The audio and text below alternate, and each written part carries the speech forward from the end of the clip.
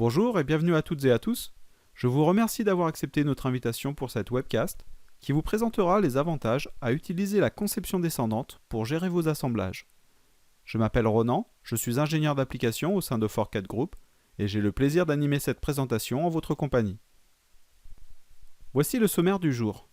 Pendant les toutes premières minutes, je ferai un rappel sur les enjeux de l'entreprise industrielle et la stratégie que ForCAD Group propose. Je vous présenterai ensuite notre sujet du jour, à savoir la conception descendante. Qu'est-ce que c'est? À quoi ça sert? Je vous détaillerai les différents points clés et vous illustrerai le sujet avec les applications PTC Creo. Nous conclurons cette réunion avec l'agenda de nos prochaines webcasts, ainsi que par un échange de questions-réponses. Une étude récente de la BPI précise les grandes initiatives que les entreprises industrielles prennent pour faire face à la crise.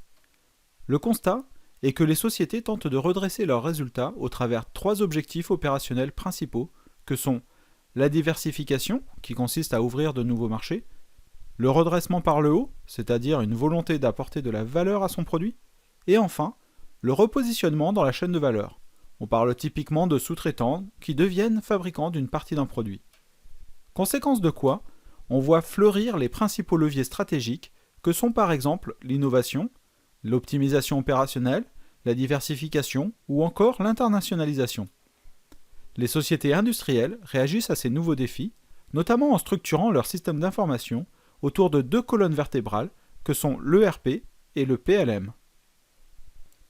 C'est la raison pour laquelle, de manière cohérente, ForCAD Group propose une solution globale autour de 2 offres ERP et PLM, tout en proposant une interface entre les 2 systèmes d'information.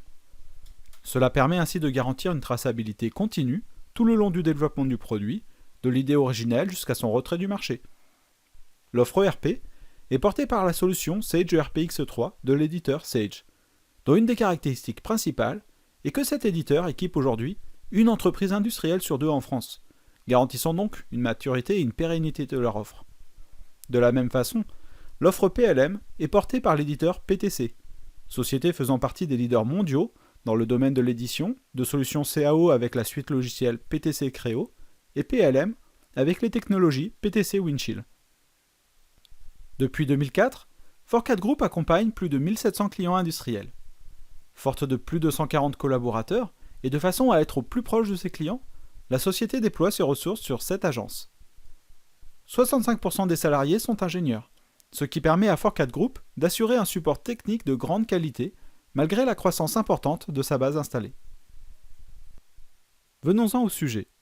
La conception descendante, qu'est-ce que c'est? D'abord, la méthode classique de conception d'assemblage, que vous pratiquez certainement, consiste à monter le produit de la même façon qu'on pourrait le monter à l'atelier. Mais cette méthode présente des inconvénients.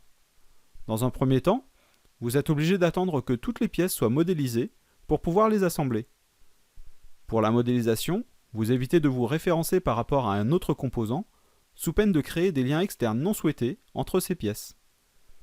Et vous pouvez très difficilement travailler à plusieurs concepteurs simultanément sur le même produit. PTC Creo propose un certain nombre d'outils pour que les entreprises puissent optimiser la conception de leurs produits et atteindre plus rapidement leurs objectifs. L'optimisation passe par une organisation et donc l'application de méthodologies de travail. La conception descendante est une méthodologie de conception destinée à réduire le temps de conception et à améliorer la qualité des produits. Voici le processus d'une conception descendante. Tout produit mécanique part d'un schéma, d'une cinématique. La définition de ce croquis est ici capturée numériquement dans ce que l'on appelle le squelette de l'assemblage. Il définit le cahier des charges de l'assemblage, et donc les positions fonctionnelles et éventuellement la forme globale du produit.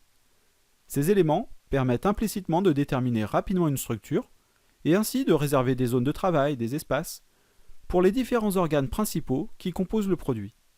Par la suite, les fonctionnalités puissantes de partage de géométrie permettent de publier les informations du schéma vers les sous-ensembles puis les composants. Et c'est ainsi que s'arrête le travail du responsable du produit, puisqu'il va ensuite attribuer au concepteur de son équipe les différents sous-assemblages qu'ils auront à définir. Étant donné que toutes les briques de l'assemblage sont contrôlées par un seul organe, chaque concepteur peut peupler son sous-assemblage tout en le mettant à jour le cas échéant. La conception descendante doit partir d'un modèle squelette. Celui-ci a le même rôle que celui du corps humain. Il supporte la totalité de la mécanique, définit l'encombrement, et les composants accrochés dessus doivent suivre son évolution. Pour une plus grande souplesse, il peut être souhaitable de définir la cinématique complète du produit à partir de ce stade. Cela permet de répondre à un appel d'offres en présentant un concept très rapidement et de valider une cinématique par les différents outils d'analyse disponibles avant même d'avoir mis en place les composants. Une fois le squelette défini, passons aux organes. Proposer une structure en avance de phase a plusieurs avantages, comme prédéfinir une nomenclature pour rapidement identifier les éléments qui pourront être réutilisés et ainsi guider le service achat dans ce qui pourrait déjà être commandé. Ou encore, réserver des codes articles dans votre système d'information pour les nouveaux composants. À savoir, cette étape pourrait être faite soit depuis votre logiciel de CAO, soit depuis votre outil de gestion de données comme PTC Windchill. Car la personne ayant pour mission de préparer la structure n'a peut-être pas accès aux outils de conception, ou alors à des outils simples pour réaliser les schémas fonctionnels du produit. La conception descendante ne serait rien sans le partage de géométrie. Nous avons un squelette, des organes pour l'instant vides, et souhaitons communiquer le design indiqué actuellement uniquement dans le squelette au sous-ensemble. La géométrie propagée doit avoir un lien vers le squelette bien sûr, et avoir la possibilité de suivre les modifications ou non. Aussi, pour d'autres besoins, comme la conception des câbles et des tuyaux, nous voudrions avoir une enveloppe graphique complète du produit, sans trop de détails mais légère. Cela permettrait de gérer un sous-assemblage qui serait conçu indépendamment du reste du produit et spécialement utilisé pour les éléments routés. Car la conception des passages de câbles électriques et hydrauliques est souvent définie par la géométrie du produit et moins par rapport à son squelette.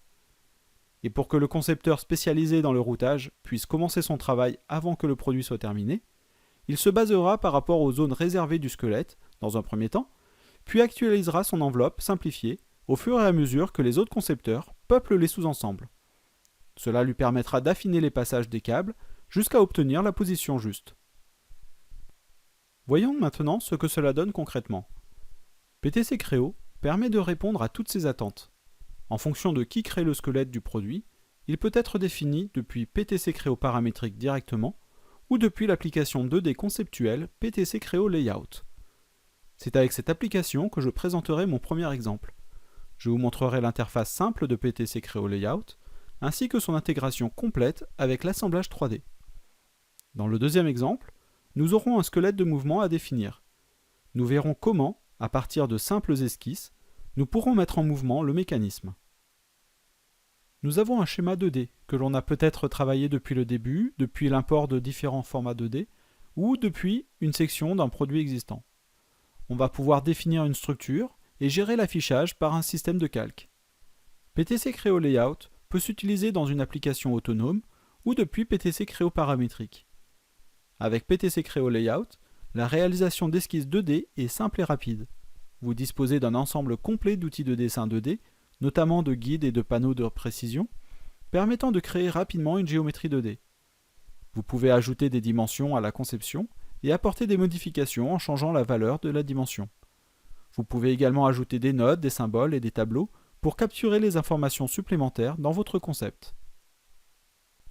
Lorsque le concept 2D est prêt à être utilisé en 3D, PTC Creo Layout assure une intégration unique avec PTC Creo paramétrique. Le schéma s'assemble comme un modèle squelette, donc à la racine du produit. Une fois mis en place, nous pouvons dorénavant nous en servir comme base pour la construction de la géométrie 3D. Dans cet exemple, nous retrouvons la nouvelle forme de l'engrenage assemblé et il ne suffira plus qu'à nous référencer par rapport à ce schéma pour ajouter l'épaulement. Même lorsque les données 2D ont été migrées vers l'environnement 3D, vous pouvez continuer à modifier le concept d'origine dans PTC Creo Layout. Toute modification apportée ici peut être propagée de façon transparente dans PTC Creo paramétrique. Cette associativité permet de travailler parallèlement en 2D et 3D. Le concept peut continuer à évoluer, même lorsque la conception 3D est en développement. Nous venons de voir l'associativité entre PTC Creo Layout, une application 2D simple à utiliser, et PTC Creo paramétrique, un logiciel de CAO 3D puissant et complet. Cette associativité permet à un chef de projet d'avoir une planche à dessin numérique intelligente et au concepteur d'avoir la possibilité de réemployer les schémas. La deuxième partie de la présentation va se porter sur un assemblage basé sur un modèle squelette de mouvement, dans le but d'étudier un concept cinématique d'un produit encore inexistant. L'approche de la conception descendante prend alors tout son sens, car nous utiliserons ce pré-mécanisme. Voyons à quoi ressemble l'assemblage. Je vais d'abord ouvrir le squelette. Constatez qu'il ne s'agit pas d'un seul modèle, mais d'un assemblage. Un assemblage dans lequel on retrouve un premier modèle qui contient des esquisses. Avec PTC Créoparamétrique, nous pouvons convertir ces esquisses en corps de mécanisme. Nous sélectionnons simplement les courbes correspondant au corps, puis validons. Notez le nouveau modèle dans l'arbre de conception. Poursuivons avec ce deuxième corps. Nous définissons ici la roue qui sert de résistance à l'appareil. Remarquez vous-même, après la mise à jour, le système identifie automatiquement un type de liaison avec le corps principal, le sol du produit. Vous venez de voir avec quelle simplicité PTC Créoparamétrique permet de rendre une esquisse ou un ensemble d'esquisses mobiles. Cette technologie unique est très intéressante puisqu'il suffit de dessiner le schéma cinématique, puis ensuite le découper en différents corps. Et c'est bien là le cœur de la conception descendante. Nous partons d'un croquis, l'affinons, puis continuons en ajoutant tous les composants. Regardez, pour ce corps, je sélectionne les morceaux de courbe et le logiciel m'indique le contact possible avec les éléments adjacents, en l'occurrence 2 liaisons pivots. En utilisant la fonction déplacer les composants, nous pouvons mettre en mouvement ce mécanisme et créer des clichés pour capturer des positions stratégiques. L'application mécanisme, qui est de base avec PTC Créoparamétrique, nous permet de compléter une cinématique en ajoutant des moteurs, des courroies, des engrenages. Par simple sélection des liaisons ou de la géométrie, nous pouvons définir l'axe du moteur, puis ses caractéristiques. Est-ce que c'est un moteur de position? Est-ce que c'est une vitesse, une accélération? Sera-t-il constant ou plutôt cyclique? Tous ces paramètres sont applicables, bien que nous sommes encore au stade de la définition du concept. Imaginez le temps que l'on vient de gagner pour mettre en mouvement ce dispositif. Nous avons dessiné quelques esquisses, c'est tout. S'il avait fallu modéliser puis assembler les pièces pour obtenir ce résultat, vous aurez répondu certainement trop tard à l'appel d'offres de votre client et aurez perdu une affaire. Encore une fois, nous n'avons aucune pièce mais pouvons déjà exécuter des analyses pointues comme le déplacement d'un point tout au long du mécanisme. Et c'est grâce à cette fonction que l'on comprend pourquoi on appelle cet appareil un vélo elliptique. Grâce à la technologie puissante de squelette de mouvement de PTC Créoparamétrique, nous avons pu, en quelques minutes, définir des corps de mécanisme, mettre en mouvement le concept, définir des positions clés, lancer des analyses, et tout ça sans avoir encore modélisé un seul composant. Justement, passons à ce sujet. Voici l'assemblage à un stade un peu plus avancé dans la conception. Nous avons commencé à créer des pièces, référencées par rapport au squelette, ce qui permet de perpétuer le mécanisme. Depuis l'assemblage, nous pouvons créer de nouveaux composants. Ceux-ci peuvent être des éléments non placés, car n'ayant pas encore de référence suffisante pour son positionnement. Nous pouvons aussi créer des éléments dits en vrac, pour matérialiser une référence nécessaire dans la nomenclature, mais qui ne peut pas être modélisée. Je pense à de la graisse, de la peinture, ou encore un tube de colle livré avec le produit. Ou encore, comme ici, une pièce utilisant le gabarit standard de l'entreprise que nous avons positionné par défaut. La copie de géométrie est une fonctionnalité nécessaire à la conception descendante. Nous pouvons contrôler sa mise à jour, en automatique ou manuel, et nous pouvons demander de permettre la sélection d'uniquement la géométrie partagée, c'est-à-dire que nous avons préparé, dans le modèle squelette, les surfaces et références que nous voulons publier. On parle souvent de conception descendante pour des gros assemblages. C'est vrai que cette méthode s'impose vite lorsqu'on a de grosses conceptions à traiter, surtout du fait que l'on est rarement le seul concepteur sur ce type de projet. Mais sachez que l'on peut très bien appliquer cette méthodologie de travail à de petits produits dont le design entier est défini par un ensemble de pièces. Ainsi, le modèle squelette est porteur de la forme complète, qui est découpée pour obtenir les pièces externes. Et c'est ce qui se passe avec notre appareil de fitness. Non seulement le squelette est porteur de mécanismes, mais aussi du design, de la forme du produit. Et lorsqu'on y applique une modification quelconque, c'est l'ensemble des pièces qui utilisent sa géométrie qui sont impactées. Selon la politique de mise à jour choisie, vous verrez ou pas l'évolution des composants. Ici, nous constatons que le support du tube a été modifié après régénération, tandis que le tube, lui, étant sur une mise à jour manuelle et rester dans son ancienne forme.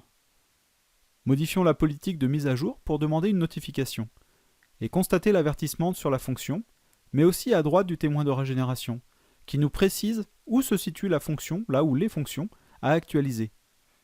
Après, libre à nous d'impacter sa mise à jour, mais au moins, nous contrôlons les changements du modèle, avec la possibilité de les isoler du reste de l'assemblage. Cette fonctionnalité est très intéressante, surtout lorsqu'il y a beaucoup de pièces impactées. Vous saurez tout de suite quelles références vont devoir être révisées et quels plans vont devoir être actualisés. Laissez-moi vous montrer un dernier exemple. Nous allons élargir la base et modifier le diamètre du tube. Et instantanément, la géométrie et la position des composants sont adaptés. Sans la méthode de conception descendante, cette modification aurait pris beaucoup plus de temps. J'en ai terminé pour cette présentation. J'espère que vous l'aurez apprécié et serez convaincu par l'adoption de cette méthodologie de travail, car personnellement, je le suis. Pour résumer, retenez que la conception descendante est une méthodologie de travail à adopter pour mieux structurer vos assemblages, consolider l'information dans un seul modèle qui n'impactera pas la nomenclature, pour permettre le travail en équipe et partager seulement ce dont chaque concepteur aura besoin. C'est aussi une méthode à adopter pour gagner du temps dans vos conceptions et de l'argent en répondant plus rapidement et donc potentiellement à plus d'appels d'offres. Retenez aussi que PTC Creo possède un ensemble d'outils performants tout à fait adaptés à la conception descendante. Au cours de cette démonstration, je vous ai présenté les applications PTC Creo Layout et PTC Creo Paramétrique. Sachez aussi que certaines entreprises adoptent la conception descendante depuis l'outil de gestion de données PTC Windchill en ajoutant les puissantes fonctionnalités de gestion d'options et de variantes. Bien sûr, si vous avez besoin d'informations supplémentaires, si vous avez des questions ou souhaitez obtenir un rendez-vous, n'hésitez pas à nous contacter à l'adresse électronique info@4cad.fr ou au numéro vert 0800 400 424. Cette présentation sera très prochainement disponible sur notre chaîne YouTube, donc n'hésitez pas à aller la consulter et à la partager. Notez également nos prochains rendez-vous. Nous vous présenterons la mobilité que peut apporter un ERP le 17 mars, la gestion documentaire avec PTC Windchill le 24 mars, puis l'application PTC Creo Simulate le 7 avril. Bonne journée et à bientôt. 4CAD Group, accélérateur d'ambition.